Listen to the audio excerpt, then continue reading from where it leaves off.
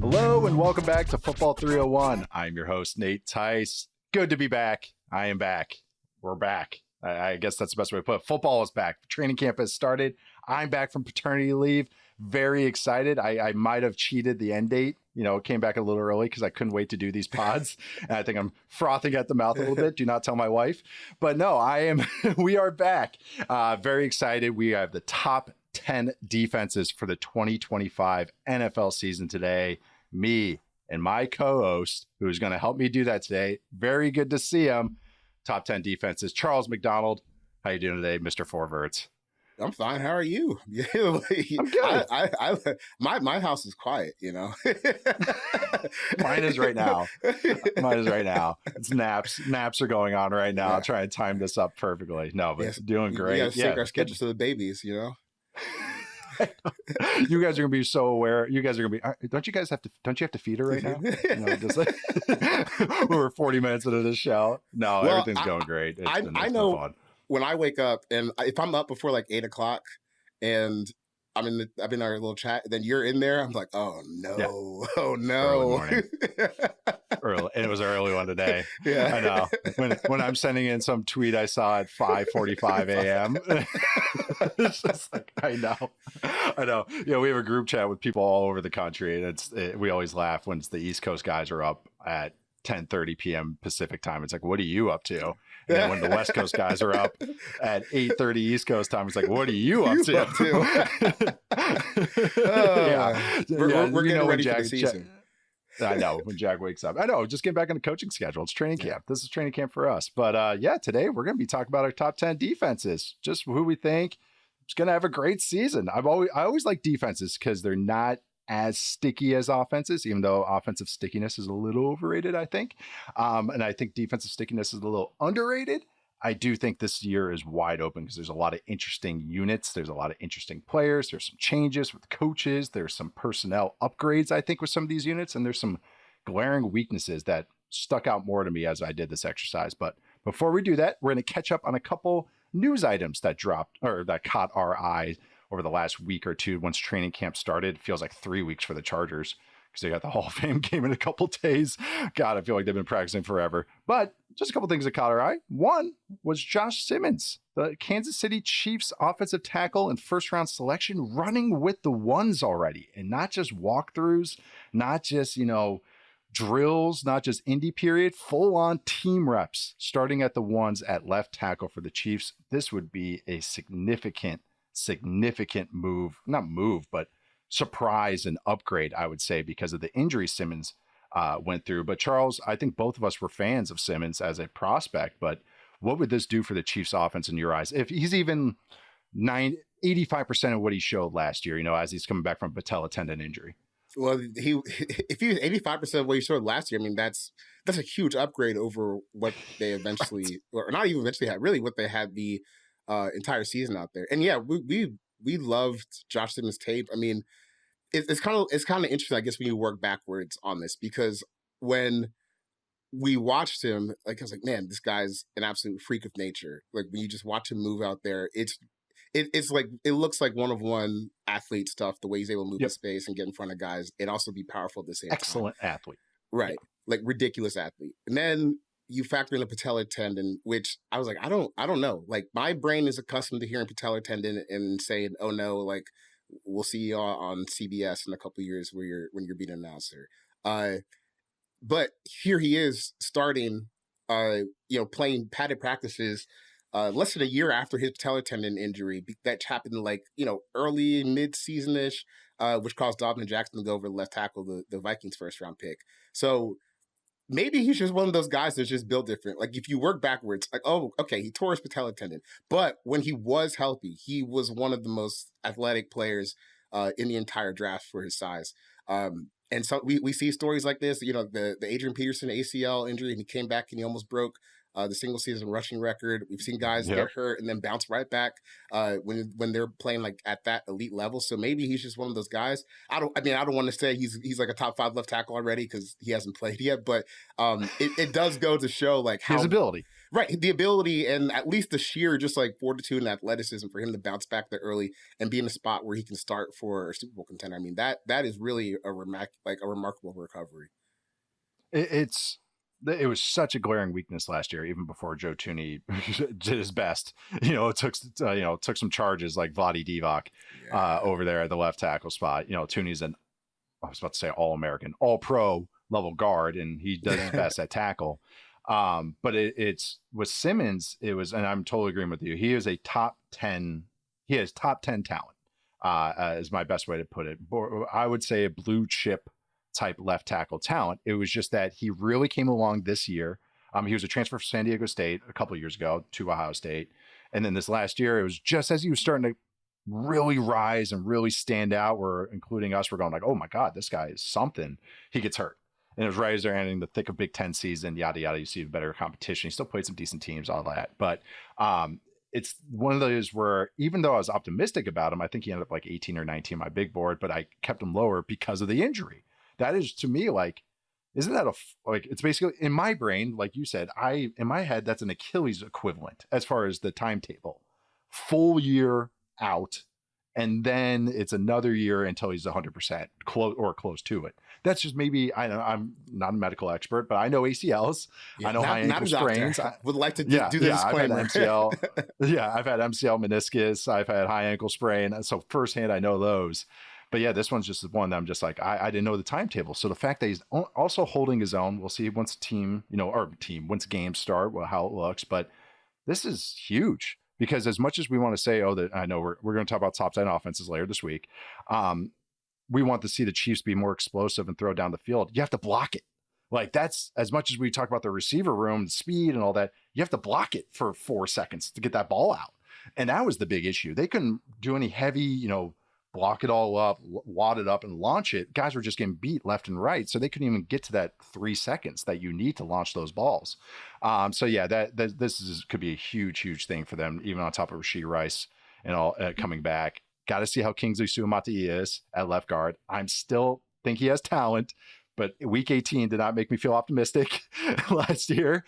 But Andy Heck, good coach. He's super young, super young player, even when he was coming out last year, and he has a lot of talent. Like he has, really, really ridiculous athletic ability. It was just all about consistency with him. But at guard, you can maybe see it unlocked. So yeah, it could just be a big needle moving difference here. If things turn out right, and I mean, we're guessing on projection past here. If Simmons and Kingsley on the left side, that could be a monster. If those guys hit their Creed at center, with Creed at center, that could be crazy if they worked out. But still a long way to go, especially on Kingsley. Right. And they have a good coach. That's what helps too. Andy Heck is one of the better offensive line coaches. That does help my optimism. But yeah, I felt like we had to talk about that because that's more than Xavier Worthy coming on or one of the tight ends stepping up or anything like that. Just having a true left tackle that's been such a glaring weakness for them, that would be just huge on top of the AFC defending champions. Other kind of little tidbits I saw, Marvin Harrison Jr. Bulking up. This is all I wrote down in my notes, and I wanted to talk about it because he looks significantly bigger and stronger. And there's been some clips they've talked about back shoulders and catching those things, but really that was his strength at the catch point was a big glaring weakness last year. Saw it a lot on contested catches. The whole route tree is probably going to expand, all that stuff. So I'm waiting to see that before I get too worried about what his role is going to be. But seeing him kind of like look bigger, stronger, look determined on these catches, knowing that that's his weakness, it got me pretty excited about what he could potentially be. But where are you at with Marvin Harrison Jr. right now?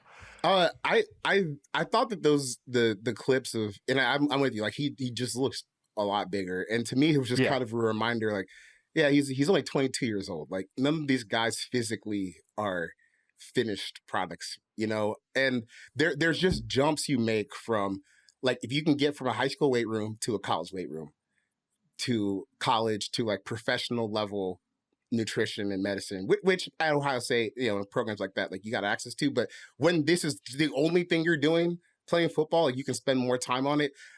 So man, like you can still expect some of these guys to get physically bigger and stronger. And I think for Marv, that's only going to be a good thing for him. I'm really excited for him this year, man. I'm still bullish on the talent. I just don't think his rookie year was as porous as it kind of feels like people are discussing. Maybe it wasn't BTJ or what Neighbors did, but still he looked like a pretty damn good wide receiver. So if he can get stronger at the catch point and then maybe get a little bit stronger with the ball in his hands, I think that's really exciting for them. And it just another reminder here, these are really young guys. Give them a chance to get going, get acclimated to the league, and we'll see what happens this year.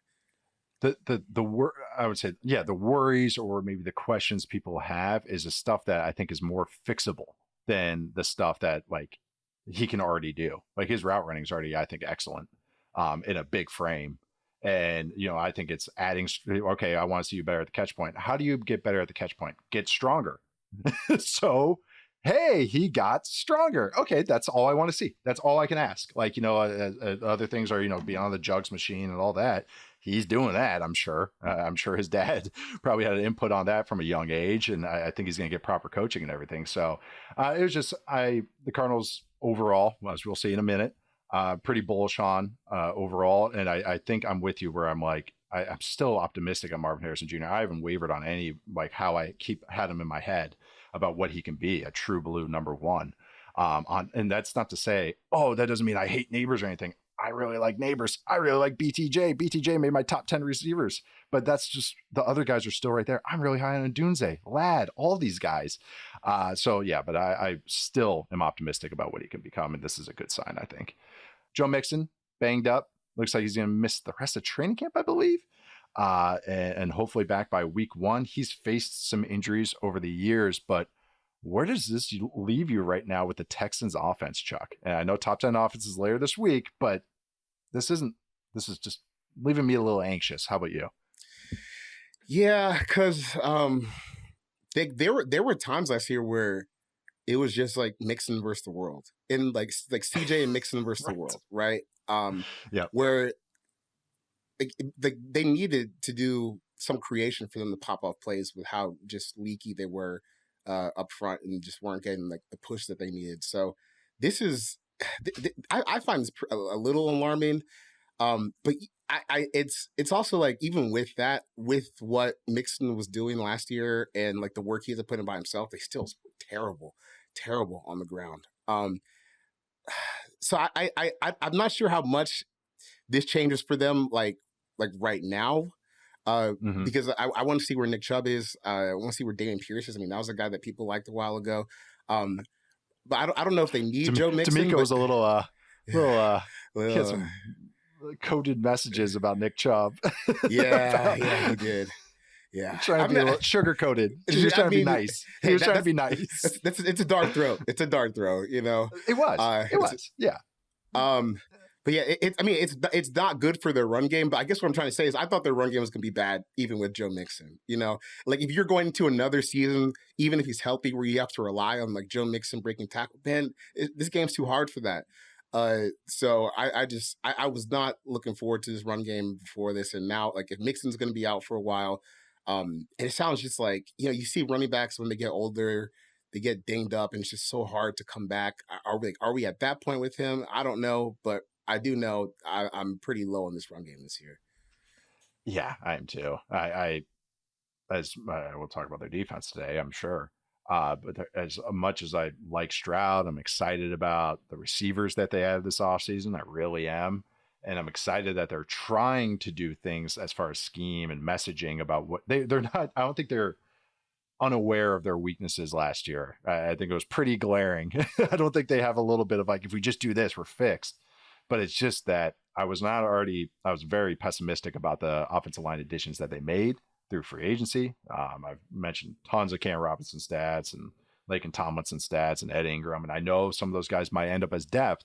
And I like the young guys that they have added. I do like Ursary from Minnesota. I was one of the high guys on him once the draft ended up. And I do like some of the other guys, Fisher, that they've added. It's just a lot of questions. And it's a unit that we don't want any questions, especially because they want to contend. Like they're not happy with just a playoffs. They want to win 1 or 2 playoff games. And it's just like, I trust your defense. I just don't trust your offensive line. And I can only go so far if I don't trust your offensive line. As much as I really like your quarterback and I really like what this passing game might be, it's just, that is just Just seen it too many times. I've seen the story too many times that I can't get excited about it. I saw it last year. The thing with the Texans offensive line is they added all these guys this offseason, but none of them are unknown commodities at this point. Like I know what Cam Robinson is. I know what it's not like a dart throw or like a dice roll on a guy. It's like no, it's like you had the best line. We started potting, and you said this a year ago, and you said different doesn't always mean good. Yeah. Or different doesn't always mean better. You know, like you know, and I think this is a perfect example of it. Yeah, so because the way I look at this is they need Ursary to start. Like they need him to be good enough to start this year. And let's say he is. Yeah. Okay. That's one. 1 of 5. What else he got? Blake Fisher would need to take a big step too. Which he's got the traits. Maybe that could happen. Yes. The other guys, I just don't know. There's just not enough pedigree, and the players that we do know, we just didn't play too much at this point.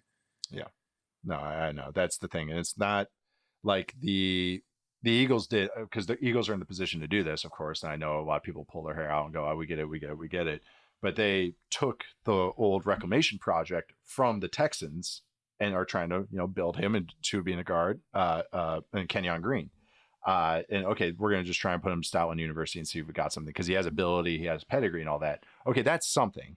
Like there's at least flashes there, but these other guys, it's like, no, I know what you are. And especially some of the guys with the arrow pointing down, a guy like Tomlinson, and also another thing I should say is that some of these changes were personalities and chemistry that's something that's been messaged a lot this offseason. They changed the offensive line coach, obviously, but that it just, maybe that's a boost. But that can only go so far, winning with friendship only can go so far. So even if they improve from 30th best offensive line to 22nd, that's still a below average to poor offensive line. That's, just a little iffy for me. They might have some improvement on some stuff scheme wise, but again, only go so far. All right, last little thing.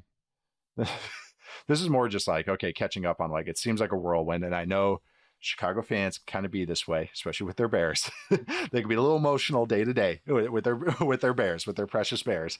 But the Bears seem to have some growing pains day to day. And it seems Ben Johnson, this is why I like Ben Johnson, why I am optimistic about the Bears, stickler for details. Luther Burden, their second round pick, one of them, been in and out, had some injuries already this offseason, crops up, gets out there, and immediately gets yanked off the field because he makes a mistake on the motion and probably an alignment. That's why he probably knew right away. Reminded me of the scene from Heavyweights where they say, "Get on the scale, son. Get off the scale." That's exactly what he did to him right away. But Alyssa Barbieri from the Bears Wire, sorry if I butchered that name, had a tweet. She said the first day was littered with pre-snap issues, including the offense lining up incorrectly consecutive times during 7-on-7, which prompted head coach Ben Johnson to yell, "You're out," and pulled him out of the drill. The second day featured issues with false starts, botched snaps, while the third day featured back-to-back interceptions by Caleb Williams, the defense bringing the pressure. Chuck, does this change your feelings on the Bears for maybe a month or two ago, or from when Ben Johnson was hired, or do you think this is just typical growing pains with the new offense? It is July 29th, 4 p.m. Perfect. Eastern. There you go. I know where you're going with the answer. What do I know that I didn't know like 2 weeks ago? I don't know anything yet. Still, I don't know. Game hasn't been played. Look, the way I tell people the moment when I just kind of unplugged from just the day to day, searching for training camp clips and stuff like that. In 2020, when I was covering the Jets, they had, I don't know if people who listen to this remember his name, Chris Herndon. He was a tight end for Miami. They drafted him the 3rd round. He had some talent, but the 2020 training camp, you asked anyone who was there, he looked like Tony Gonzalez came back to life every single day.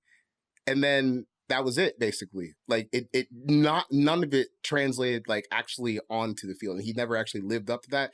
I was like, man, this is football practice.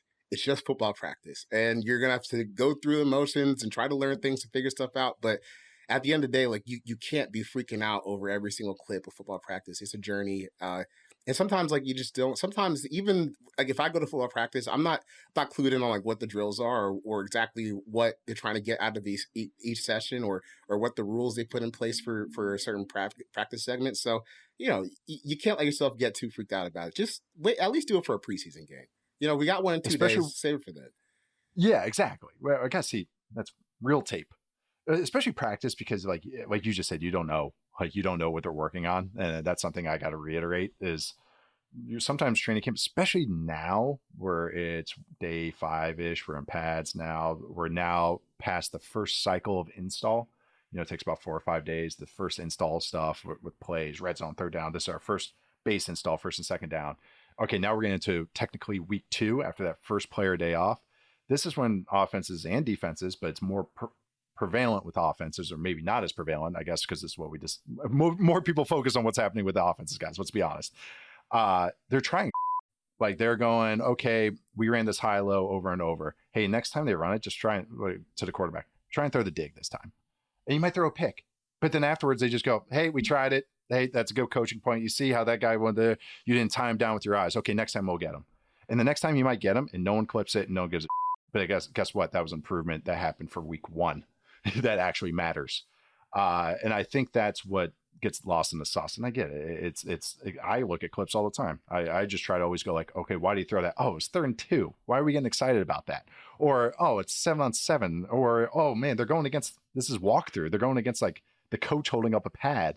Like you got to understand the situations. Right. Not everything's just 1st and 10. Sometimes you're working on red zone, short yardage, third down, all that stuff too, which changes how you go about the play.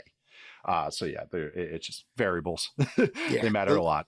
The last thing I have on that is I know I've talked about how tired I am of this subject, but there was a Shador clip yesterday where he if it was a real game, like he would have been sacked, probably would have been picked off if he threw the ball. And there's people like in the comments just going, oh, why didn't they blow it dead? Or, why didn't that DB just like sprint and break up the ball? Like, bro, because we got to get something done out here. What do you mean? Like, at the end of the day, it doesn't help us if we, every time a 4th string offensive tackle gets beat, we blow it dead. We don't have that much time out here. We got to keep things going. We need to put something on tape that we can actually look at. So yeah, you use your brain and you say, okay, yeah, in a real game, that's a sack. But what did we do? Like, what else can we evaluate from this? And I'm not saying that this is exactly what happened, but sometimes you have stretches where the defense is really, really kicking ass, and they'll say, "Hey, just let them just chill. Just let them complete a pass. D-line, don't put your hands up. Right, don't put your hands up. Don't go full speed at the catch point. Let's just see if we can get something on tape so we can have something constructive to look at. So you got to add some context, or just stop freaking out about it at all, because it doesn't matter. It's football practice.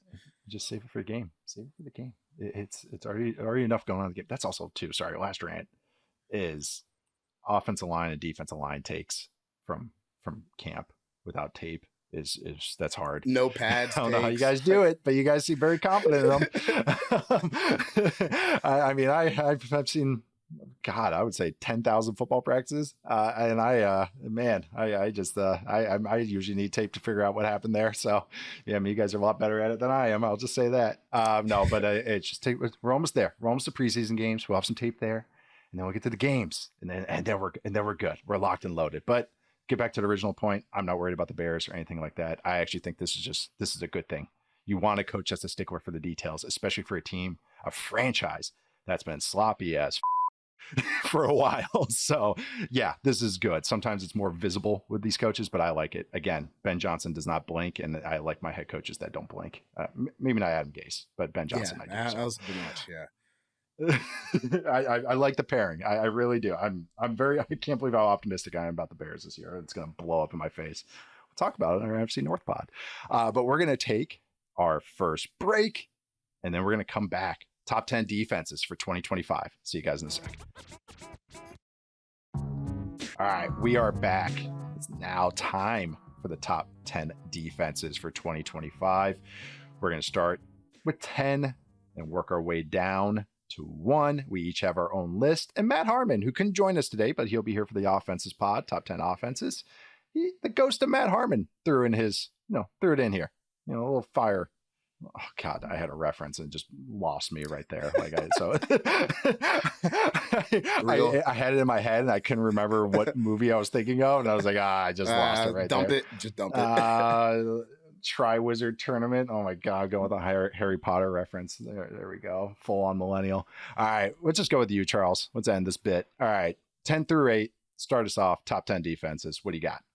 10, New York Giants. 9, Pittsburgh Steelers. And 8, the Detroit Lions. Okay. All right. So I will say, let me just say that that was the hardest part. That was the hardest part for me. Like, I agree. Because once I got past, I said, now looking back at my list, once I got past 7, I was like, I don't feel passionately about any of these guys, but I just tried to just look at some talent. We'll get to that in a second. I would say my top 7 top 7. Top 6 was like, okay, got it. Top 7, I was like, okay, good about this one. And then 8 through 10, which I'm about to say, kind of was like, okay. Who do you got starting at corner again? All right, so 10, which should not shock anyone. It's producer Stone even called this and sent me a screenshot of him calling this. Number 10 is the Cardinals. Number 9 is the New York Football Giants. Number 8 is the Green Bay Packers. And the ghost of Matt Harmon. 10, the Bears, which I think is an inspired choice. 9, the Chargers. And 8, the Jets, which I actually, let's bring Matt in here. Maybe we'll do a pop-in video, talk about him with the Jets. I don't hate it. I just want to ask him about it. I just want to talk to him about it. All right, but Charles, we'll start with the one that you were the only one to include this team in your top 10. That is the Lions, who you had at number 8. Talk to me about the Lions. I was torn on them. I was just a little scared. The injuries are already scaring me, but talk about the Lions. The injuries are scary. And I guess part of me, like when I get to the offseason, I just tend to look at things a little bit more optimistically. I'm not a doctor, man. I don't know. Sometimes guys really just bounce back and it looked like they were never hurt at all. So when you start just like looking at what they're getting back, Aiden Hutchinson, who he's been out for so long, I imagine he's ready to get back and move. At some point they'll get Liam McNeil back. That's definitely hurt. It hurts right now. But we talked about guys like Roy Lopez. They drafted Tyleek Williams in the first round, so they've at least brought some answers to it.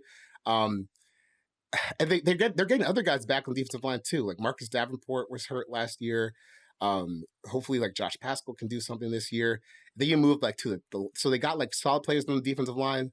Move to the linebacker. Jack Campbell's really solid.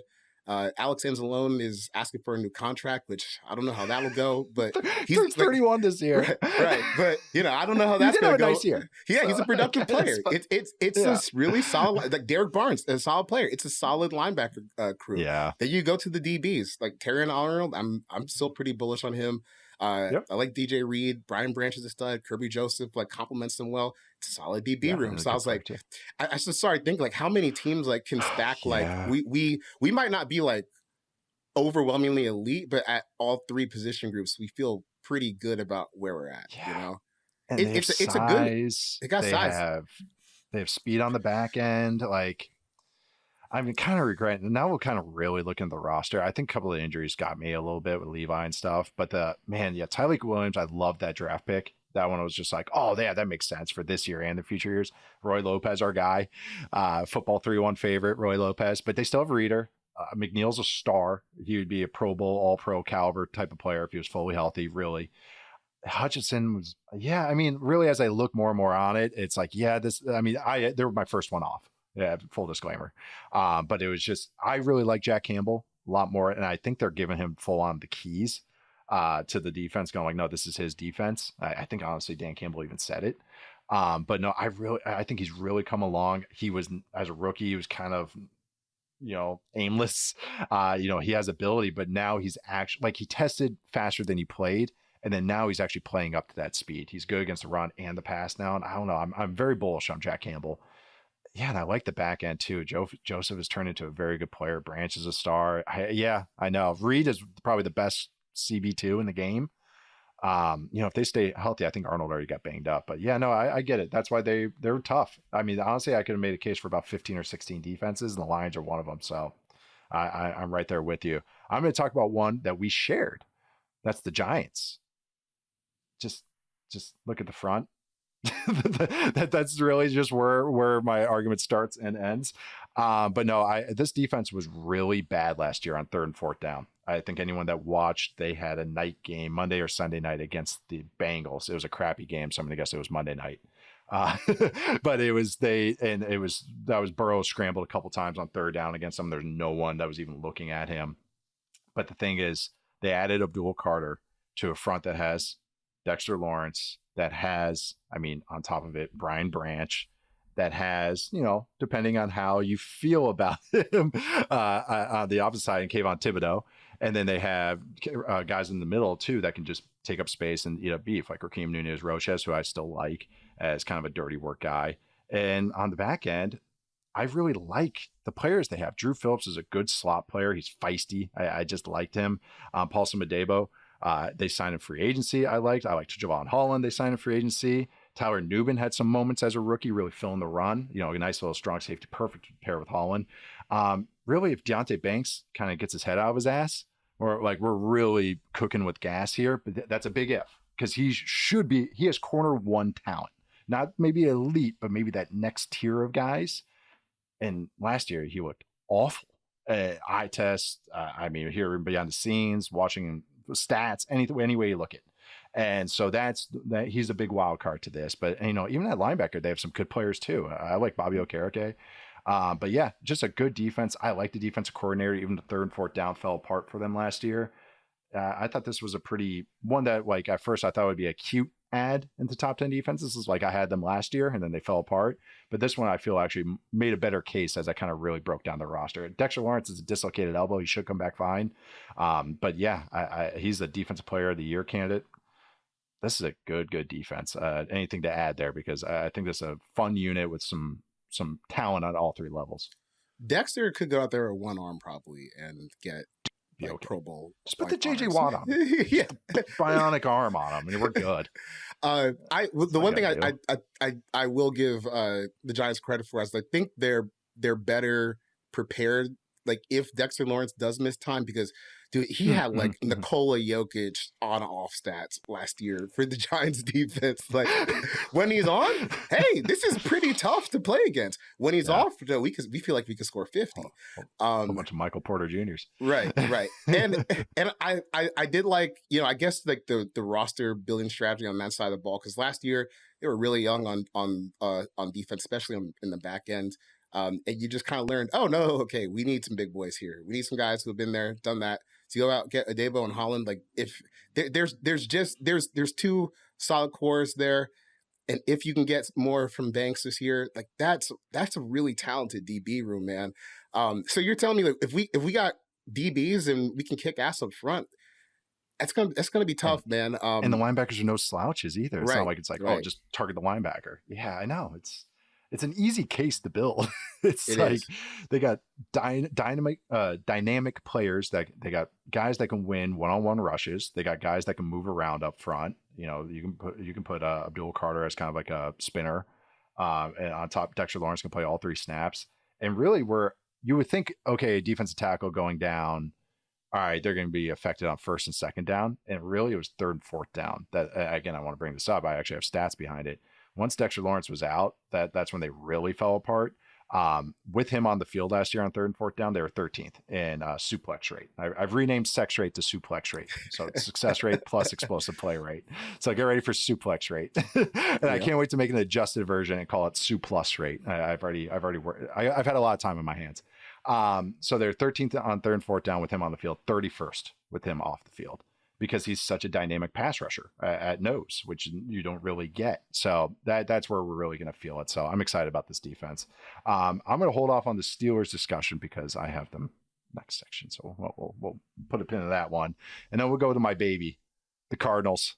And I don't want to reiterate 500 points I've made about the Cardinals already over the last 4 or 5 months. They faced the 5th easiest schedule in the NFL this year. They were 10th in EPA per play in the second half of the year on defense, added Baron Browning. Just added a whole bunch of talent on top of their funky scheme. That was they were 4th in drop 8 rate, and they were top 6 in cover 0 rate. I love that. That's a video game defense. Yep. It's them and the Vikings, man. Just Right? It's the big brother defense. We're not hitting you. We're not Min-maxing. hitting you. We're not here. They were fifth in sacks in the second half of the year. I mean, they really eighth in pressure rate in the second half of the year between the Vikings and the Broncos, two defenses we're going to talk about, I'm sure, today. They just got healthier, and they are starting to. They added legit talent, glue guys, and maybe some upside stars. Walter Nolan's already hurt because that's what Walter Nolan just unfortunate. Specialty employee. Just play, man. You have so much ability. I want to see it. But they on top of them, of course, Josh Sweat, Dalvin Tomlinson, Jordan Birch, all these guys, Darius Robinson, their first round pick last year. I think he's more of a role guy.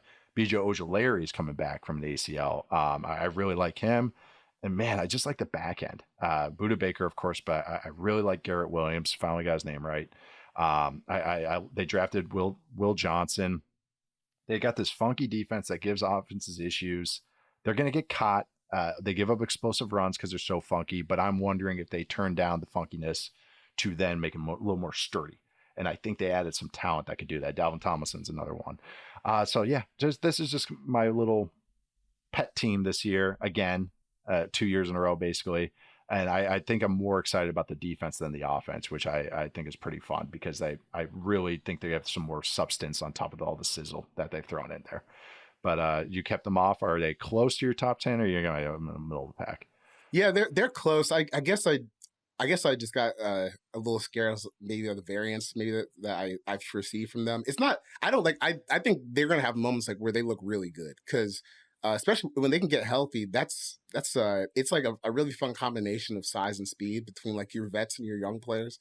If Josh Sweat can continue to do that, what he did last year in Philly, it's gonna be a little harder because it's not like the same massive talent that he was playing with, but still, that's a big upgrade over what they had last year. They can have moments. I guess I just want to see maybe it's a couple more like maybe impact players like linebacker before moving forward. But this is a defense it's going to be coordinated well and they're going to be fast. They just got to get healthy. I just pulled up their depth chart on our lads, and I got a chuckle at how Calais Campbell is like listed on there because they say basically if you were drafted by the team and then you get re-signed at some point or reacquired, they label you with the year you were drafted and they highlight it gold. So it says they acquired Calais Campbell in 2008 in the second round. I was like, God damn, that was a long time ago. That was so long ago. 2008. Who else is drafted? Was that Matt Ryan? That was Matt Ryan draft. Yeah, Matt Ryan, Joe Flacco. Ryan draft. So Jake Long. Yeah, Chris Long, Glenn Dorsey, Darren McFadden. Chris Long, yeah. Oh Xbox 360 draft. Xbox 360. Yeah, it was. Yeah. It was. So that would have been what, Halo 3? Yeah. I'm thinking Halo terms too. Oh, like what video game I was playing at the time. What happened to us? I think Left 4 Dead was a big game that year. Yeah. Too. Maybe that was the next year. Something like that. Oh yeah. They're just really taking us back. Oh yeah. No, but that Calais Campbell, man, he just keeps on kicking. He's an NFLPA vice president too. So just a little tidbit on that one too. My last one that I had, but no one else had, Green Bay Packers. This one I didn't feel great about, if I'm being honest. But I put them over two teams I made better cases for. It's just that they did a lot last year, and it's just like every time I rewatch them, I'm like, yeah, you were pretty good. It's just that they felt like they were always just missing something. A linebacker injury forced this to happen. Pass rush wasn't getting home. They were missing a corner. Jair Alexander was again not practicing, but not playing. But from week 10 through the wild card week, third in defensive suplex rate, only after the Eagles and the Ravens. That's real. That's a 10-week sample size. That you can't just fake that. Tons of turnovers. But again, I'm looking at success rate, explosive play rate. So they get a drop off from there. The front's got to pick it up. That's it. Devontae Wyatt, I like Carl Brooks, but he's more of a role guy. Kenny Carr still got it, but like one of the edges has to step up. If it's Lucas Van Ness or otherwise, that's the big kind of wild card for this team. I really like the linebackers. I think everyone does. Edgerrin Cooper is a star. Star, like all pro, potential first team star. It's the pass rush. I liked it, and I like the scheme. Hafley evolved different from what I was expecting. I thought it was going to be all cover 3, and I was like, man, this is kind of antiquated. And he became a cover 2 main defensive play caller with some funky blitzes. So the Vikings kind of tore him up. I remember that game kind of vividly, but I did think that he evolved with the times and with his defense, especially after their bye week. So 8 felt fine here, but it's one of those where I have him at 8, but I felt I would actually be more comfortable with them at 10, but so I would also be more comfortable with the Giants at 10 and the Cardinals at 10, which is kind of speaking to, the honorable mentions plus this kind of little grouping right here. But you kept the Packers off. Yeah, I did. Am I wrong to just be terrified by this cornerback room? No, it's not. I noticed I didn't mention any of the corners. Yeah. No, because I'm with you. Like if Kenny and Van Ness are healthy, like that's a real front. That's a real front. It is. Because then you get to push like someone like Devontae Wyatt into a smaller role. It's probably a little bit better for him, where he can be more efficient. But like you said, Edrin Cooper, Edrin James, another being old bit. Edrin Cooper. I almost said Edge Cooper, and I was like, I don't even know if he goes by Edge, but it's just like that's in my head now. I don't know either. Yeah, that's a good question. Yeah, so we got Edrin Cooper, who has become the Quay Walker big brother that he always needs on the field to maximize his potential. Yep. Yeah. Point shoot. You go point there. Shoot. You go there. I'll go here. And run really fast. And then when you get to the ball, you do what you do best, Quay. But I just get scared for this defense when they play games against teams that have like real talent on the outside. Like who are you throwing out there that's really going to slow them down? I don't know, because they did perform well last year. I was a little concerned. Maybe it was too turnover reliant, but I just can't get myself on this DB room. And maybe I'm just totally wrong and they'll perform, but it just seems a little scary right now. Yeah, I like. I just think cornerback, not DB room corner. Yeah, that's a better way to put it. The corner. I'm with you because the safeties I like. Obviously, Xavier McKinney was a great signing and had all the picks. I like Evan Williams too. Good player. Yeah, and I get it with the corners, like, and because honestly, it's just they just need one of them to be okay. and it's such a zone heavy scheme that it helps a little bit on that end and blitz happy scheme, and that's why they get some picks because of the funky looks and you can take advantage of that. But I do think. Yeah, I know. I just feel I don't feel better about this after speaking about it, but I like it. It's hard to do this exercise because it's like I want to talk about 14 teams because it's like I can make a case for any of these guys, and they're the ones I'm just optimistic about. And maybe it's health or maybe what it is, but they were doing enough.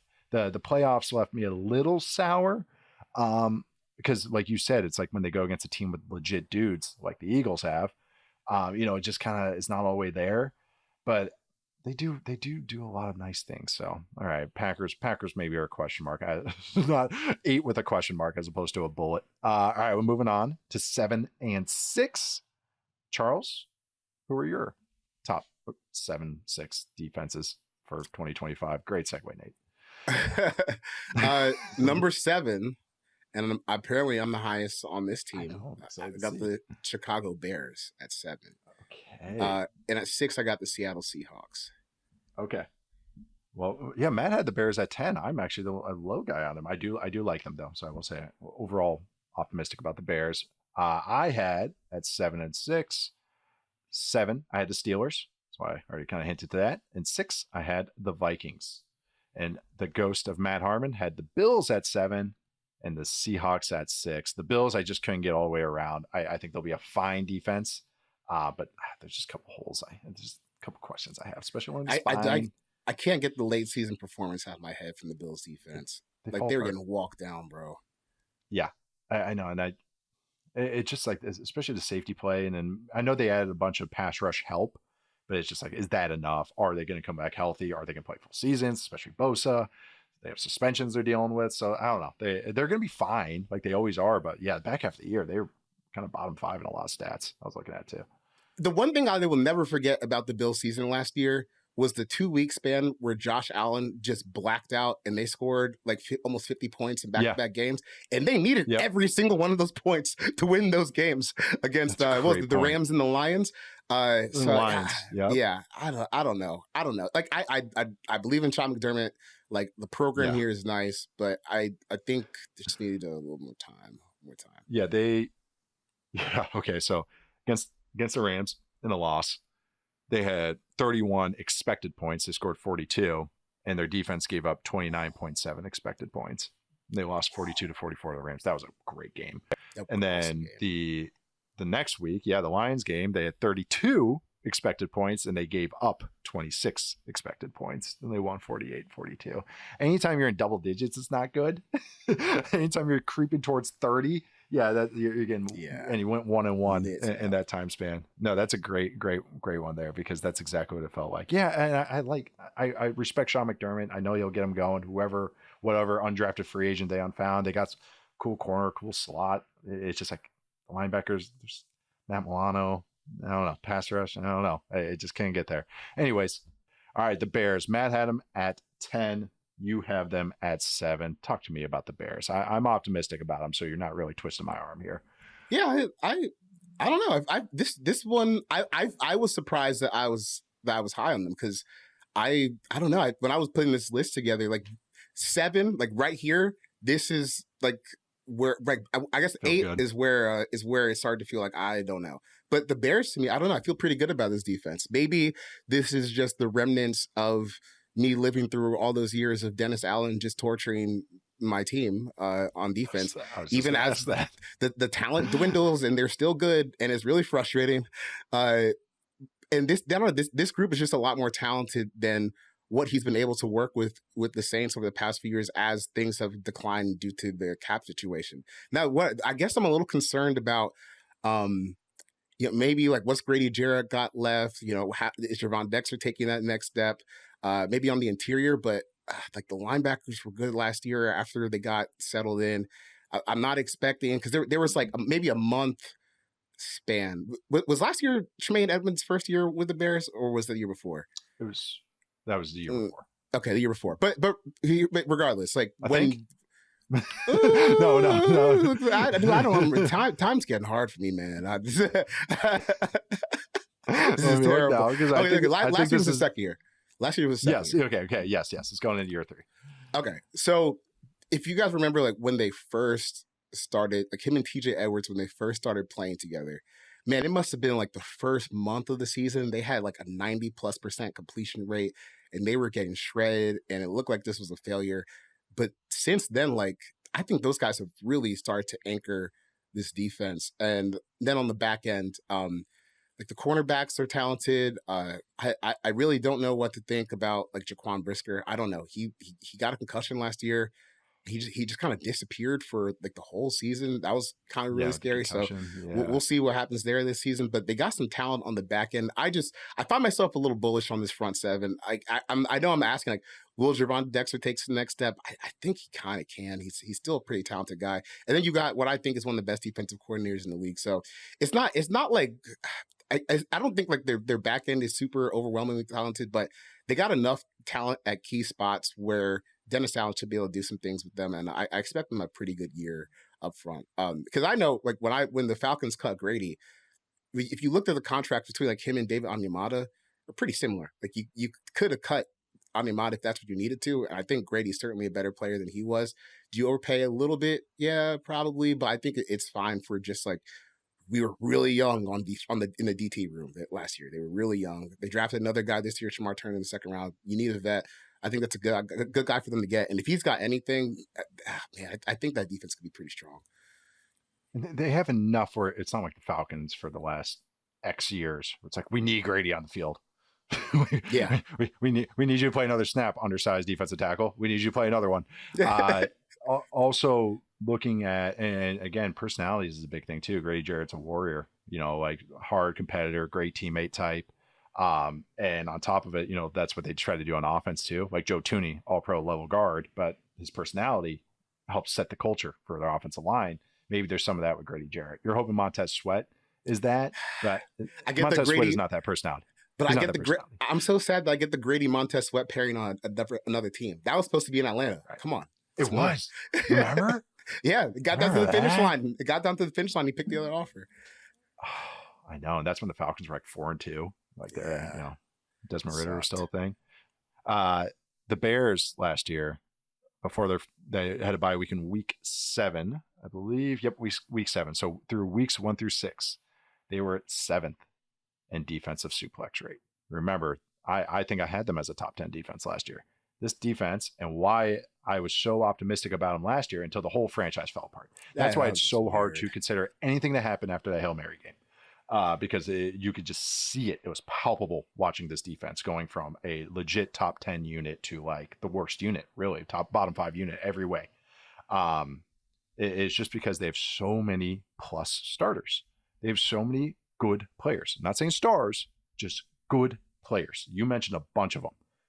It feels like you can go on forever. It's like they have so much insulating talent that, okay, if some of the guys don't reach the, I'm just trying to think, say Grady Jarrett, like you just said, only plays 8 games, 9 games. They have enough other guys that they can make do. Like it's a want, not a need for this defense for him to be a difference maker. Because I do believe Andrew Billings has turned in a nice vet for them. But if Dexter is just okay, shows a little improvement, they have enough to help it all out. The linebackers you mentioned, they just have a lot of good players. Kyler Gordon is one of the best slots in the game, super dynamic, is going to be a monster in this defense. And yeah, it's really just like you said, Brisker is my biggest question mark. Some of the spine stuff, but they have size at linebacker that helps, some of the maybe spine weaknesses, but they also got a funky defense that's going to use those guys. Remember, Dennis Allen sent the hell out of his linebackers at the quarterback. Now you got Tremaine Edmonds in that role. Yeah. Like, he's such a good fit for this personnel, man. Mm-hmm. It's gonna be fun. It's gonna be fun. Montez Sweat is his ideal DN. Yeah. Like that's his ideal edge player. He likes big pocket pushers. Oh man. So I'm with you. This is one I could have easily made an argument for. So I'm glad you two both actually brought it up because I did want to talk about the Bears defense because overall I'm pretty optimistic about this team. Next one. This is one that I had at 7 and I think you had at 9. That is the Pittsburgh Steelers. Man, I like this defense. I mean, the Jalen Ramsey thing maybe just really got me over the top because you just look at the front. Okay, you got a bunch of pretty badasses. Is Cameron Hayward going to have the same season he had last year? No. I think it's impossible. You can clip that. You can aggregate that. Do not care because I don't think it's possible. He had an unbelievable year last year. He's older. He's my grade. We came out of high school the same year. So that's how I know he's older. But then on top of it, TJ Watt, of course, signed. He's happy. Top edge player against the run and pass. Keanu Benton, great player. Derek Harmon, we both really like. And he fits for what they want to do. He can move around the defensive front. It's great. Love that pick. But then they just got so much heat. It's not just like, okay, TJ Watt or bust. Like Alex Highsmith can bring some heat. Like Jack Sawyer is more of a personal like, but he's more of a glue guy. But they have other guys that can bring a pass rush. I really, really like Joey Porter Jr. I don't think I'm the only one that is going to say that. He's a good corner 1. They really needed a corner 2, which is Darius Slay, which is one little question mark there because he is older. He can get burnt, but he's fine, I guess. But I just like the Jalen Ramsey move. I just love this. As much as I like Minka Fitzpatrick, obviously there's something came to a head there. But Jalen Ramsey can play in the slot. He can play in the back end at safety on base downs. If they really need it, where Darius Slay is just getting torched, he can play outside corner for them as a number 2 corner. I think this is finally the year we see that safety transition where he turns into the Woodsons, the third Woodson, as Charles and Rod Woodson did the corner to safety switch. I've seen him in the slot. I've seen clips getting picks in the slot, blitzing on the slot. I'm just fired up about that addition because he's still a dynamic player. So yeah. When Jalen Ramsey was a true freshman at Florida State, he was the best safety in the country. Like he got graded at safety when I was with the Falcons. Yeah, he was unbelievable. Like from day one. There's one play I'll never forget from his freshman year where he's coming off a blitz on the edge against Florida and he's rushing against an offensive tackle and he forks lifts him and like dumps him on his way to the quarterback. Safety. Like it's really unbelievable. So I think this will be fine. And now that I look at the roster again, I think I'm a little too low on this. I forgot about their overall pass rush depth. Like even Nick Herbert's a guy who's pretty solid. Yeah, Nick Herbert off the edge. Yep. Right. So you're looking at was like me. I was like, they have all this pass rush depth, and I couldn't think of the third name I was going to say. That was him. If Jack Sawyer is projected to be your edge 4 that you just drafted, that's a pretty good spot to be in. Man, this defense is pretty good, and I think what's exciting is the front, like where you look at Derek Harmon, Keanu Benton, Cam Hayward. I think that those two guys are kind of perfect for Cam Hayward to kind of age with for the next couple of years because like Harmon can flip flop, Hayward can flip flop, and even like I think even in a pinch like Ben can flip flop. It kind of reminds me of what we were talking the other day about the old Panthers defense from 2015 where they had Kawan Short and Starlo Tulele, and they would just like flip those guys 1 to 3, and they could both do it just a little bit of everything, but at a high level. I think that's what this will come out to be, and if it's a nice spot for Patrick Queen to be in, you know, like we got DBs. Got the guys up front. Just run and be fast, run ahead, and finish your tackles. You know, it's a good defense. I probably should have put them a little bit higher, but game's again. Yeah, this felt like the nice spot for me. Like, yeah, I think the better teams, obviously the elite offenses, will have enough to, you know, maybe find that one weakness is if it's corner 2 or getting Patrick Queen running with blinders on a play action. You know, like those things could catch them, but man, there's just so much. Again, I'm gonna use the word insulating talent. And tone setting type talent and just difference makers, like true needle movers, like, and that not just like, oh, this guy's a good player, like true dudes. And I think that's what it really, I don't know. And I like the Harmon pick a lot. This is such a great fit for him. So yeah, it was pretty easy to keep them on the list and kind of really get optimistic about them. Jalen Ramsey, his closest size comparison at safety, number 1, Eric Berry. Eric Berry at 6'1", 211 with 33 plus inch arms, 43-inch vert. God, 43-inch vert? I didn't know Eric Berry had that vert. Yeah, I don't remember that. What a freak. What a freak. A long time ago too, man. 130. Phew. And then that Eric Berry freshman season feels like yesterday. I swear to God, man. Man. What a dynamo. All right, so we got on to Matt had the Seahawks at number 6, and you had the Seahawks at number 6. They are, spoilers, number 5 for me. But let's talk about them. Let's just talk about the Seahawks. Why did they make your top 6 defenses this year, Chuck? Got a lot of good players, man. Got a pretty good coach. Stop there. No, this is. I'm really high on this defense, just because we've gotten like a 2-team trend now where Mike McDonald is fixing problems like on the fly, which is really encouraging. Like if you can carry that skill from one team to another, and you show that like you can be an effective like manager of your talent and manager of your scheme and trying to figure out what works and what doesn't, like week to week, that's really difficult. Most coaches are not really great at that. That's why Mike McDonald was only in Baltimore for such a short amount of time before he got to be the head coach in Seattle. So I think he's already a proven defensive play caller on so many levels. And then you just start looking at the talent that they have, like even in the secondary, like Devin Witherspoon, perfect fit, ended up being a perfect fit for what they wanted to do. Reek Williams, pretty solid. They've got some other guys. I know, they drafted Nick Emenwari. He's going to battle with Julian Love for some safety reps. I can't believe they gave him Russ's 3. That was fast. That was fast. The QB number is pretty. Yeah. Other positions kind of have less, leeway or less, staying power. But QB, man, Super Bowl winning QB. That was a little cold, but I think what I'm Phil Sims. Phil Sims. Is his number retired? I don't think I've because seen it I just knew that was a thing with Abdul Carter and number 11 and all that. Oh, right. That's why he's wearing 51 because he thought it was ugly, but here he is in 51. So we'll see. 51 is pretty ugly. Yeah, Will Anderson's making it work, but that's one to me where he flipped up so many times. Like, let's wait till week 1 and see what his jersey number is because I know he's probably still thinking about that in the back of his mind. Yeah, and the linebacker duo between Ernest Jones and Tyrese Knight was pretty solid. Like Knight surprised me. I didn't really know all that much about him. And then the Cardinals game they played in Arizona. I think that was the second one where they just they had some moments where they really just punched them in the mouth. And it was a both fun little games, back. Yeah, both those games. But it was a fun little back and forth. But Knight really came on at the end of the year. And then Ernest Jones was a midseason acquisition who he got an extension this offseason. So that's set in stone. One of the most interesting parts of this defense, though, I think is their defensive line. I'm really excited to watch Byron Murphy and Leonard Williams together this year. I don't know what to really make of the Marcus Lawrence signing, but I feel like he should still be good at least for this year. And if you're just asking him to just kind of be a complimentary player to those two guys on the interior who were like Leonard was awesome last year, especially down the stretch. Murphy figured it out.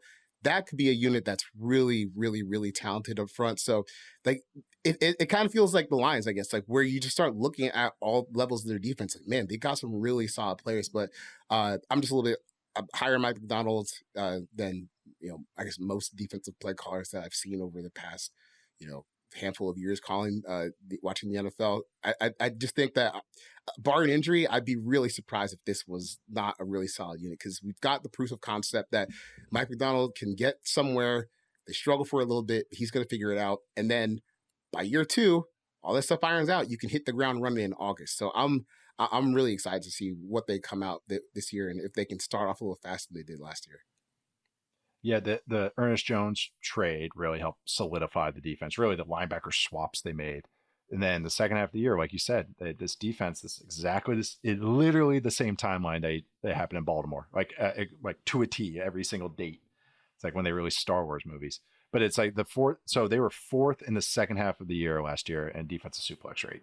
And again, you just mentioned the Cardinals games. It was eye test and stats. It was like, yeah, this team is way better. this front seven is way better right now. They are playing way more stout, way more just on top of things. I might even go as far to say, maybe there's there's a couple other teams in contention for this. Maybe the best front in the NFL, if you consider.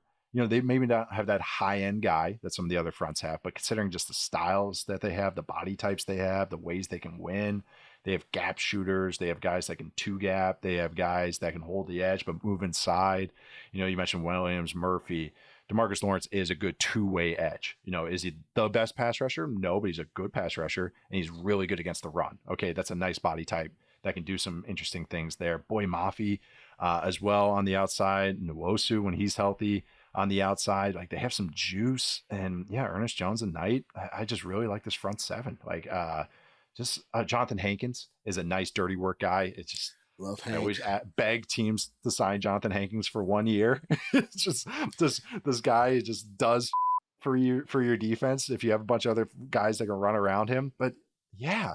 I just keep coming around on this defense. That's why I have him at 5, a spot ahead, because I really like this unit, and I really don't think the weaknesses maybe on the back end. I'm okay because I think they do so much variety. They have such a variety of coverages they run that they can mitigate that a little bit. They'll get caught just like every team that doesn't have a perfect all-star team, but I do think they can do a lot scheme wise that I feel bullish about what they can do this year. So I think this is an ascending unit and going to be a really, really good unit, which is something they should be comfortable with in Seattle.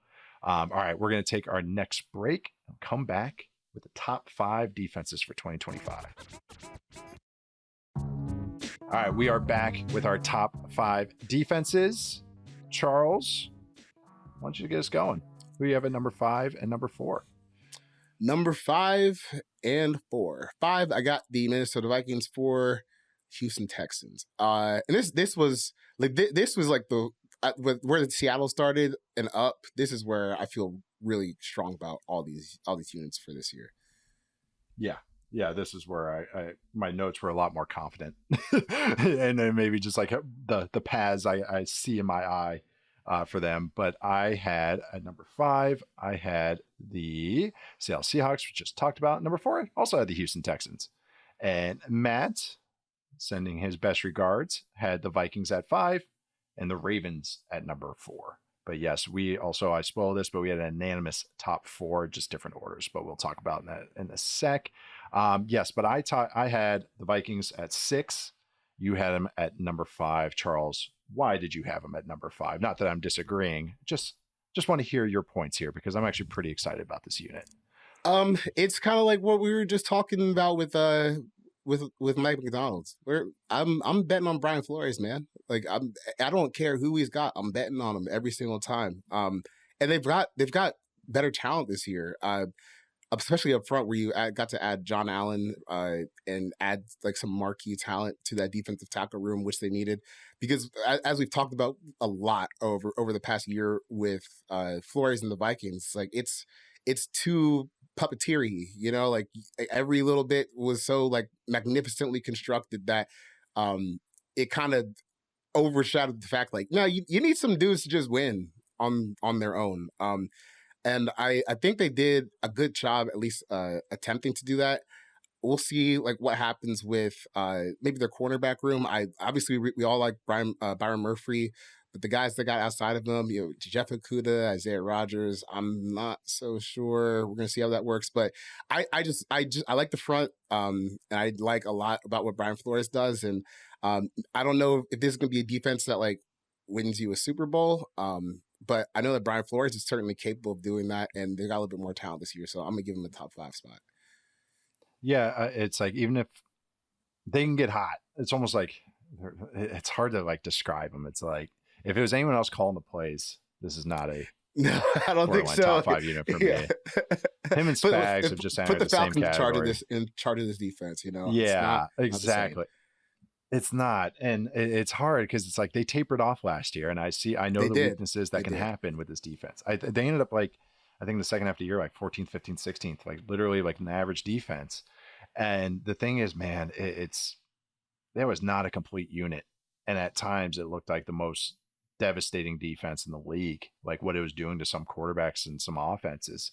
And that's why you mentioned it, Jonathan Allen, Javon Hargrave. It's why I'm excited about the Vikings offense too, even with a new quarterback, is that they knew what their weaknesses were. They didn't get cute, and they said, let's just add some beef, some made beef that's already cooked. We already know what this tastes like. And Jonathan Allen, Javon Hargrave, we're not drafting a guy, you know, we're not taking a dart throw from anyone. So I do think, like you said, they can win the one-on-ones when the scheme does not create the advantages. It's just like a quarterback that we talk about, you know, the ones that are point and shoot. It's like, well, what happens when it's not wide open for you? What do you do? Same with a defense and a defensive play caller. What happens when Von Miller is not winning every rep, or Micah Parsons is not winning every rep for you? What do you got? Like, what scheme you got? It's the flip side for here. I trust the scheme. Well, you need some dudes to actually win these matchups. They play a lot of zone. Yeah. They desperately need Dallas Turner to take a next step. Like he's got to do something. That's one of my bullet points. They had that defense last year, basically without like the first round edge rusher. He didn't really do much of anything last year. Right. And that's where it gets interesting, I think, for the long term. Where, like, I mean, I've seen it with the Falcons. It's a different discussion long term. Right, different discussion long term. But like, you see it with the Falcons when they made that Julio trade, and it's great. I got Julio Jones on my team, and the Browns messed up so many picks that you get to feel like a winner at the end of the day. But over time, like, you slowly, like, you can't add pieces to your defense because you ship them all away for this one guy. And like, they spent a lot to go get JJ McCarthy and Dallas Turner. And we used to look at like their draft, their depth chart versus others. Like, oh wait, there's not that many picks on here. You know, there's not like this whole big infusion of young blood via the draft. So like, they need Dallas Turner to play better. Because I like Andrew Van Ginkel. He's like somehow the perfect player for this defense. Like he's like Brian Flores knows where to put Andrew Van Ginkel where he can make a huge impact. But you need someone a little bit more talented to just take you over the edge. So Dallas Turner, they need him to have a pretty big year, because that's why I said, like, I think I know this is a good defense, but I don't know if you can win the Super Bowl with it, because a certain time you're just going to run to offense that are just a lot more talented than you. Yeah. And you look at who the elite teams in the NFC are potentially going to be. You know, obviously there's the Eagles, are defending champions. You look at your division, you have to play the Lions offense. You look at Packers offense, even interesting Bears offense. On the West Coast, you got the 49ers offense, the Rams offense, the Cardinals offense. You know, it's not, none of these guys are the Bucks offense in the South. I'll even throw in the Falcons offense, you know, and their run game and everything. But it's not like, those are not easy asks, especially if you can't win against the run. You can't get a pass rush. They'll get you. You know, one of those teams can get you in the playoffs, or, you know, in a one-off game. You know, not saying over time you might get them, but yeah, that's the thing. That's why you need these guys to just step up, because the team is only going so far. Dallas Turner is who they bet on. I like Dallas Turner coming out. Like I compared him to Bruce Irvin, where I thought he could just do a lot for your defense. Good against the run, good against the pass, and go into coverage. this should be the perfect defense for him. And like you said, him and Van Ginkel have a lot of overlap, and he should have more talent. Like that how I grade him is that like should have more talent. So my last note I had was if they get anything from Dallas Turner, this could be a legit good unit as opposed to just a fun unit. Because of the front seven and scheme. So yeah. And the corner thing is they run more zone coverage than they do a bunch on the back end. But then I maybe think of with a Flores, Belichick type defense, because this is where defenses are going. And so they can help out, even if they go man, they can do double teams, the one double stuff. And that helps out your corner because we're just saying, hey, double team and corner one can just cover their second best receiver, yada, yada, have ways to scheme it up. So yeah, Flores does a lot. It does a lot. I mean, Matt had him at 5 too, so we're all in this together. I keep coming around on the Vikings. I think at defense though, you didn't have to twist our arms here because we both have them pretty high. We both have them at number 4, and Matt has them even a little bit higher. Houston Texans defense. What gets you going about what's going on in Houston, Charles? Oh, they got a lot of good players. Got a really good coach. Sometimes you just gotta take the layups where they come. I mean, I went back and I skimmed through the Texans like playoff games this year. Oh God, Chargers game is a snuff film. The Chargers game that was a demolition. And then even like in the Chiefs game, like the defense gave them a chance, man. They just didn't have enough on the flip side, and they took some bad plays. They made it hard. But they made it hard. And just when you start looking at just the names on this defense, they're loaded, man. And I don't know as much about what like people who aren't like as intensively looking at this think about some of these guys, but I see a DB room with Derek Stingley, Lassiter, Kalen Bullock played well. Like Petrie, like in his role, like he can play well. That's loaded. And then you go up front, you still got Daniel Hunter, Will Anderson. It's kind of interesting because I still don't know like how I feel about the interior, like the spine, like of the front seven with DTs and the linebackers. But they were still so good against the run last year, even with those questions that we had. Like they still turned out to be a very good run defense. So I just think they have too much talent, and D'Amico Ryans is like certified at this point in terms of just coaching defense, trying to get guys in the right spot. So like they like, especially for the secondary, man, they have knocked some of those picks out the park the past few years. And it gives them a chance to pair like what everyone knows will work. We can rush a passer, and we got some stick DBs on the end. We're probably going to be pretty good on defense. And as long as they can stop the run as well as they did last year, I don't see how they don't have a top 5 defense. Just get a freaking O-line, Houston. We're cooking. You have so many hard things. Just get the O-line. It's got to look like 28 days later on some of those offensive line versus defensive line clips in practice, bro. Dude, how about that, right? I always imagine what Bengals practices look like. Oh, God. Yeah, I mean, this is how my dad's old Vikings teams were because they had the Moss offenses versus like the 29th ranked pass defense. Oh, my God. It was fireworks every play. The Falcons practices used to be like that, too. Oh, yeah. It's what I'm used to with my teams. Yeah, I remember back in the day, people would freak out. Oh, Julio didn't practice today. Who gives a crap? I don't need to see that, man. I've seen him practice before. Like, come on now. Yeah, it's not going to work against these guys. Let them sit all week. It's not what he's seeing on Sunday. Yeah, I know. No, with the Texans, it's the pass rush. It's the great equalizer. It's the thing that any given week gives you a chance. Quarterbacks and pass rush. They give you a chance every week, and they have the pass rush, I think. If not the pass rush, then top 3. I mean, last year they were second overall in pressure rate. With the team that's first, they didn't make my top 10, the Browns. But they're first in pressure rate. You got Will Anderson. You already mentioned Daniil Hunter, probably the best pass rush duo.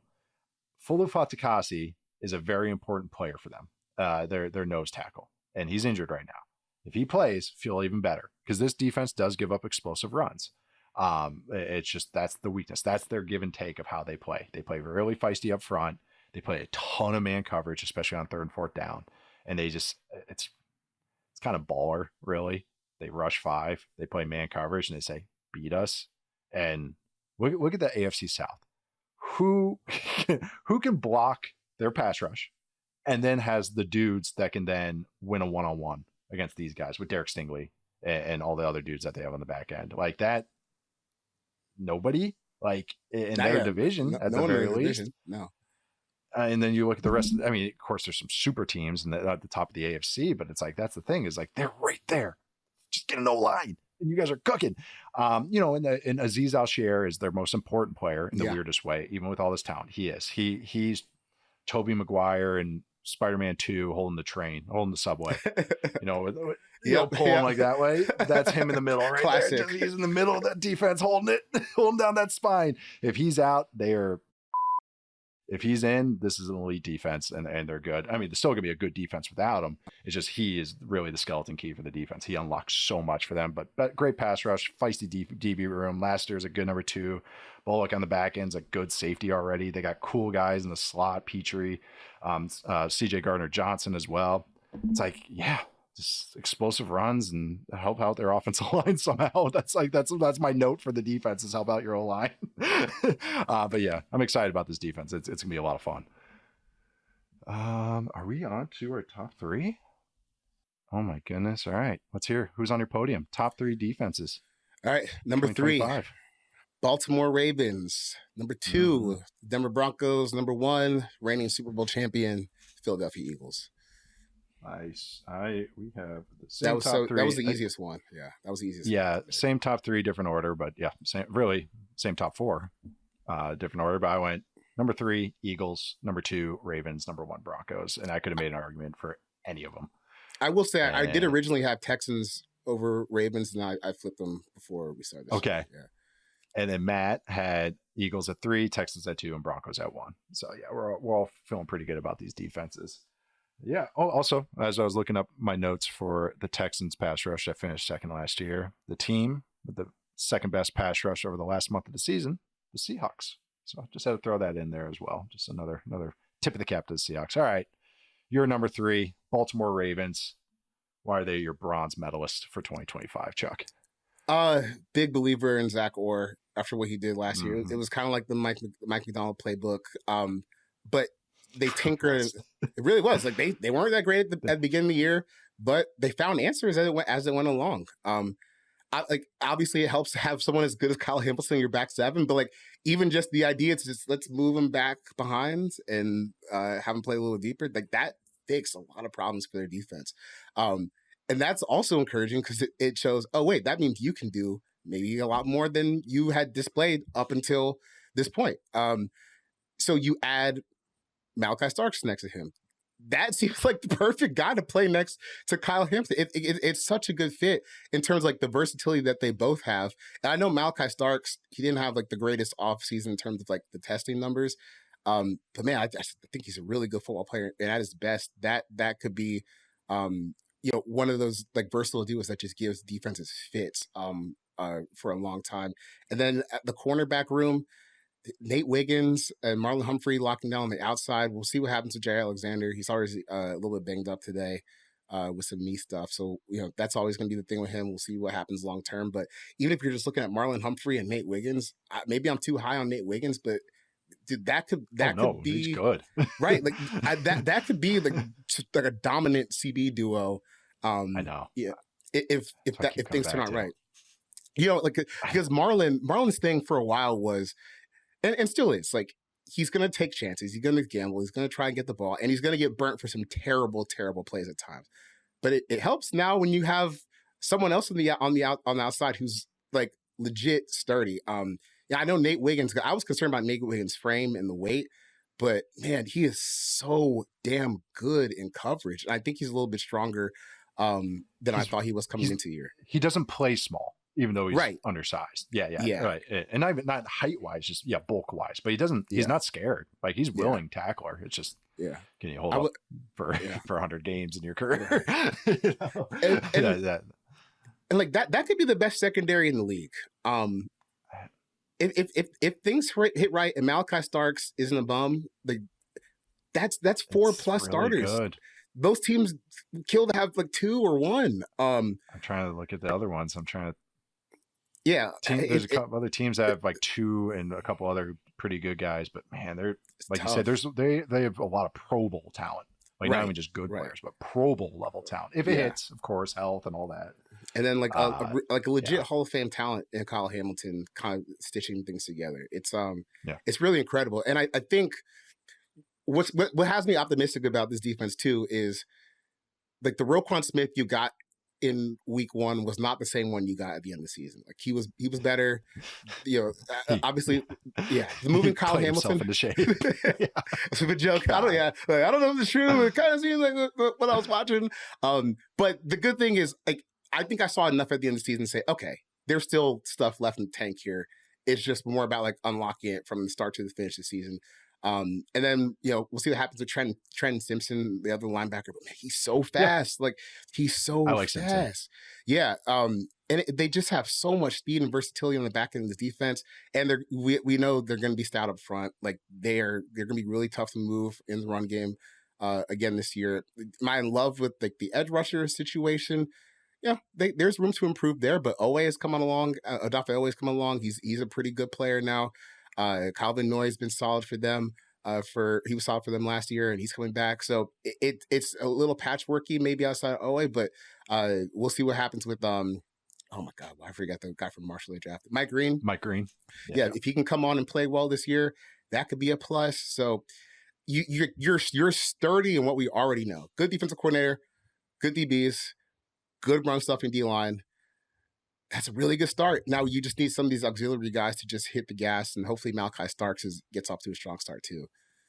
Yeah, and why it seems I always start with the defensive front, and with them, I'm just looking at the DB room, and I don't want to do that bad Eagles year, or the dream team, anything like that, because I think these guys are all legit. Jair Alexander, we don't know, like, because of just what it's been this sabbatical he took from Green Bay or whatever was going on there, but he seems a little bit more motivated in Baltimore.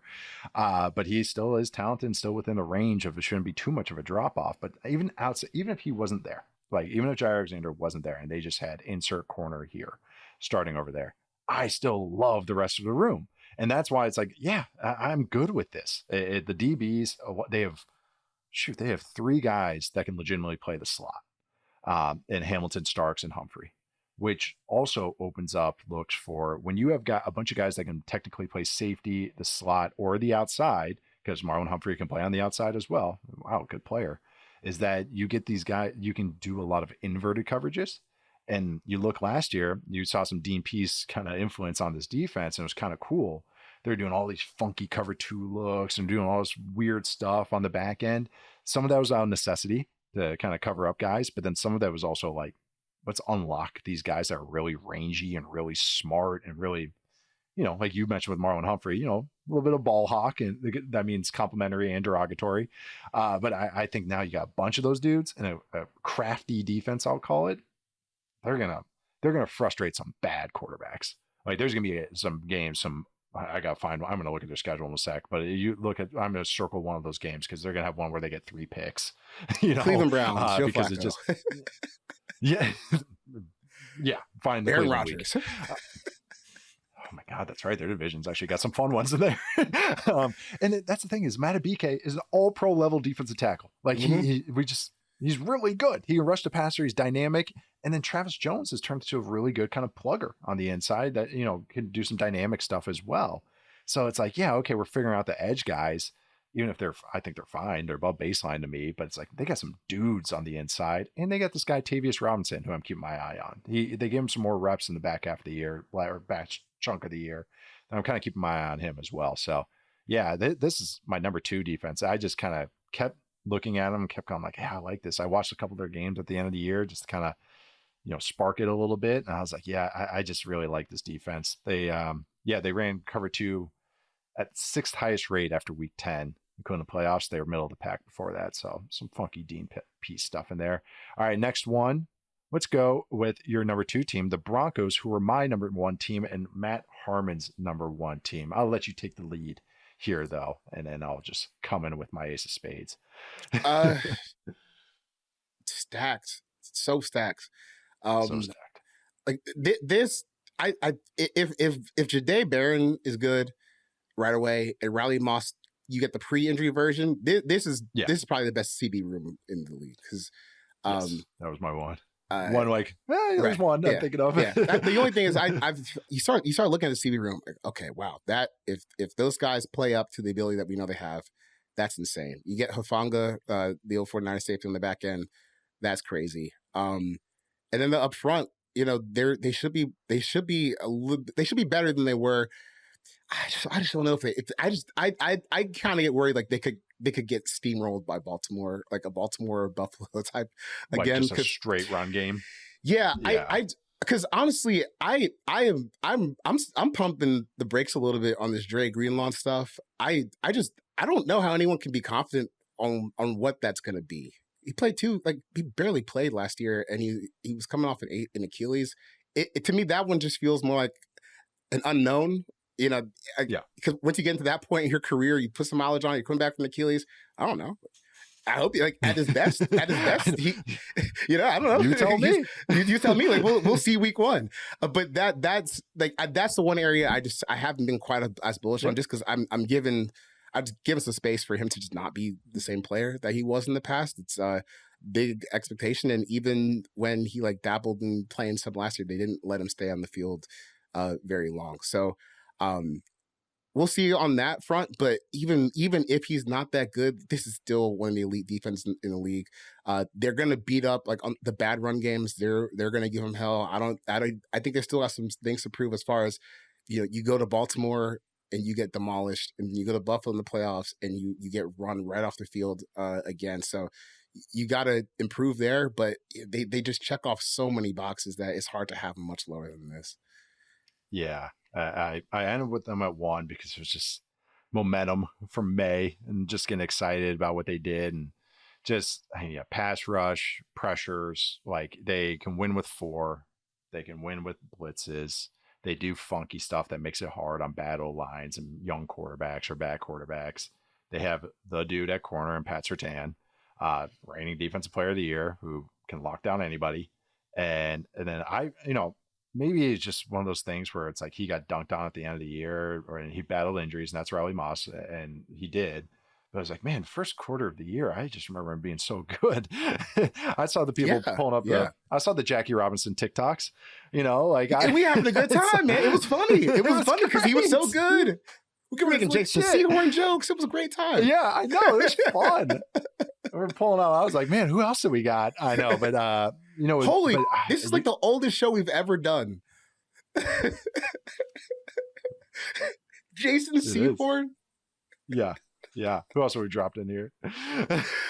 I know, but with Barron, it's a great call by you. What I really liked about him is that he can guard tight ends too. And if you look at this division, it's got Brock Bowers. It's got, Kelsey on his last legs, and the Chargers target their tight ends a lot. So I was okay, actually, there's a little bit even more to this that I like from the selection. So Hufanga's a headhunter. He's a little risk reward type of safety, but man, he can make some plays. And I really like him. I just thought that was again, insulated. I like him in this defense a lot more. That's a little bit more aggressive, and he can, we got aggressive corners locking guys up. Okay, I can lock this guy down on a robber. I can really come down and hit this guy in the run game as well. I think what you just mentioned about run games that can kind of steamroll people, that's that's the Vance Joseph scheme weakness, I would say, because it's the same discussion we've had about the Cardinals too. It's so funky and so much movement on the front end that if it gets blocked up, it's a gash. And that's the risk reward of their defensive style. Do they kind of tone it down? We'll see, but it's kind of dance with the one who brought you kind of things. That's why I always kind of, I don't know how to decide on those things. But they have some beef. They have the dudes. I'm glad you brought up the linebacker stuff because Drew Sanders got hurt as well. But man, they got Nick Bonito, who's a great pass rusher and going to turn into a star this year, I think, nationally. I really like this young guy, Jonah Ellis, they had. From Utah, I believe. Utah, yeah. But no, yeah, and he wore 81. I remember in college, and it was just God, pass rushers wearing 80 is bleh. It's like good. A tight end wearing 92 or something like that. You got to be as good as Jalen Carter to wear 80, bro. You got to be that good. Yeah. 88 was pretty badass. 88 was badass. That reminds me of Alan Page wearing 88 from the old Vikings. So yeah, So, anyways, the Ravens defense, we're very bullish on. I do think their weakness, I like kind of bringing up what's the weakness for each of these teams. Maybe some really good run games could get after them, but man, there's not a lot of those that have the talent on top of the scheme. You mentioned the Ravens, we mentioned the Bills. Kind of gets a little thinner on the AFC when you start talking about these run games. Maybe have some interesting parts, but yeah, they have a lot of answers for a lot of different teams on top of speed, versatility, all the good stuff. All right, so let's go on with your final team, your number one, which was the Philadelphia Eagles. Matt had them at 3, and I had them at 3 as well, but all of us had them on the podium. So save it, Philly. But Philadelphia Eagles, Charles, why do you have them as your number one defense? Other than that, they were the number one defense last year and they won the Super Bowl and they're awesome. I mean, it's a pretty easy argument to make as well. It's an easy argument to make, but it's not quite the same defense. They've lost some guys off the defensive line. They've lost Milton Williams, signed that massive deal with New England that people weirdly kind of made fun of. I was like, man, I don't know. That's a good swing for a team that needs someone to rush the pass to take, and they got money to blow. Move around and good against the run and the pass, plays every snap. Yeah, that's a good sign. Josh Sweat is in Arizona now. I mean, those were two guys that were big contributors on that defense last year. But you look at their defense, right? And it just littered with first and second round picks, like all over the place, right? Defensive line still is, all the Georgia guys. They've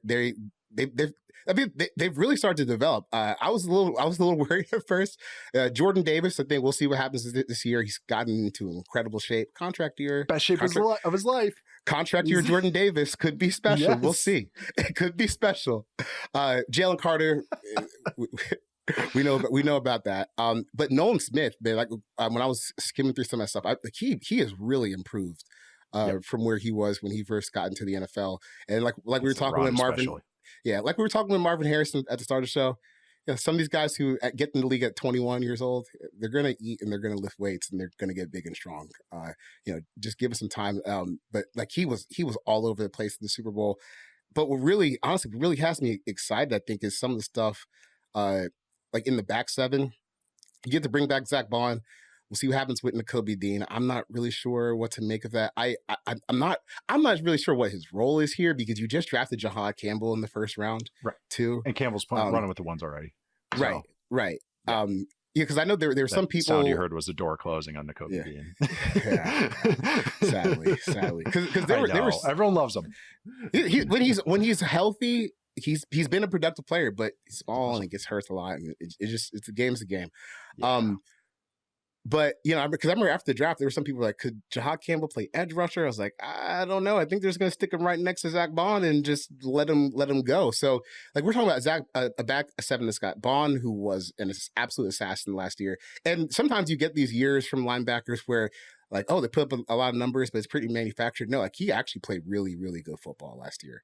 I think some of the stuff that you saw from the Saints where, it looked like pieces of Zach Bond was trying to figure it out. Like he actually got all the way there last year. And then we got Quinyon Mitchell on the outside, who's an absolute stud. Cooper DeJean, who's an absolute stud. Like they have so many guys on this defense still. I still think they're going to be the best defense in the league because like what we watched last year, a lot of those guys were so young. Like a lot of these guys are still in their rookie deals or first or second year players. These guys are going to get better.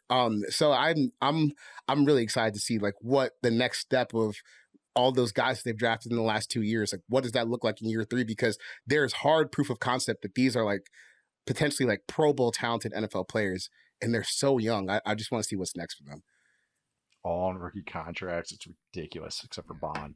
Yeah, and Campbell, you mentioned the edge thing, is that I liked him more off ball, but the thing that I did like was that he could rush the passer, like, he'd be on a blitz. That's why I want him with the Bucks, Todd Bowles. Okay, that makes sense.